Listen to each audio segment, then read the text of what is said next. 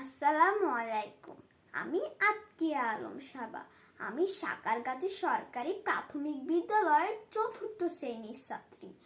আজ আবৃত্তি করছি কবি রজনীকান্ত সেনের লেখা স্বাধীনতা কবিতাটি। চলো তাহলে শুরু করা যাক।